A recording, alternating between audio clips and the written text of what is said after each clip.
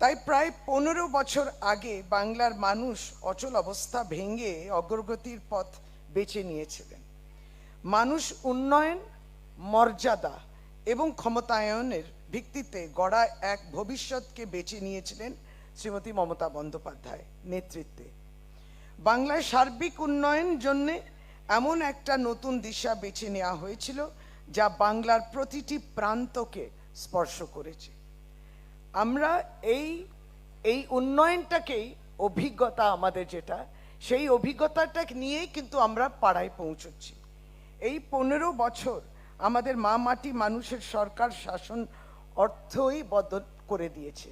যেমন চন্দ্রিমাদি বলছিল, আমরা তৃণমূল কংগ্রেসের সরকার, আমরা শাসন করছি তা নয়, আমরা মা মাটি মানুষের সরকার।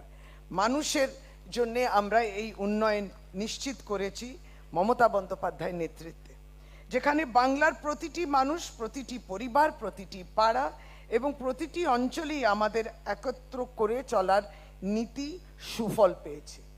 দিদি যখন প্রকল্প করেছে তার মধ্যে রাজনীতি তিনি দেখেননি।